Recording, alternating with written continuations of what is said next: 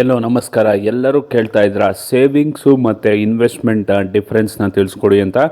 ಈಗ ಸದ್ಯಕ್ಕೆ ಸೇವಿಂಗ್ಸ್ ಅಂದರೆ ಏನು ಮತ್ತು ಇನ್ವೆಸ್ಟ್ಮೆಂಟ್ ಅಂದರೆ ಏನು ಅಂತ ಸ್ಟಾರ್ಟ್ ಮಾಡ್ತಾ ಇದ್ದೀನಿ.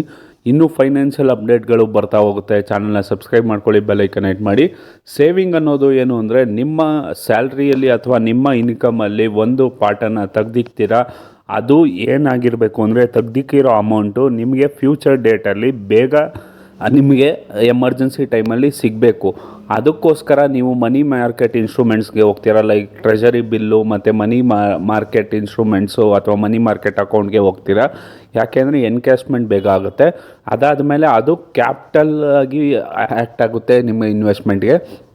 ಇನ್ವೆಸ್ಟ್ಮೆಂಟ್ ಏನು ಅಂದರೆ ನೀವು ಈ ಪಕ್ಕದ ಎತ್ತಿಕ್ಕಿರ್ತೀರಲ್ಲ ಅದನ್ನು ಇನ್ವೆಸ್ಟ್ ಮಾಡೋಕ್ಕೆ ಸ್ಟಾರ್ಟ್ ಮಾಡ್ತೀರಾ. ಎಲ್ಲಿ ಅಂದರೆ ನಿಮಗೆ ಸ್ಟಾಕಲ್ಲಿರ್ಬೋದು, ಬಾಂಡಲ್ಲಿರ್ಬೋದು, ರಿಯಲ್ ಎಸ್ಟೇಟಲ್ಲಿರ್ಬೋದು, ಅದರಲ್ಲಿ ಇನ್ವೆಸ್ಟ್ ಮಾಡೋಕ್ಕೆ ಸ್ಟಾರ್ಟ್ ಮಾಡ್ತೀರಾ. ಅಥವಾ ಏನೋ ಒಂದು ಅಸೆಟ್ಸನ್ನು ಬೈ ಮಾಡೋಕ್ಕೆ ಸ್ಟಾರ್ಟ್ ಮಾಡ್ತೀರಾ.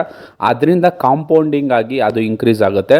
ಈಗ ಸೇವಿಂಗ್ಸ್ ಅನ್ನೋದು ನಿಮ್ಮ part aside which has kept outside your salary ಅಂತಲೇ ಹೇಳ್ಬೋದು. ಇನ್ವೆಸ್ಟ್ಮೆಂಟ್ ಅನ್ನೋದು ಈ ಸೇವಿಂಗ್ಸು ನೀವು ಎಲ್ಲಿ ಡಿಪ್ಲಾಯ್ಡ್ ಮಾಡ್ತೀರಾ ಅದು ಇನ್ವೆಸ್ಟ್ಮೆಂಟ್ ಆಗಿರುತ್ತೆ.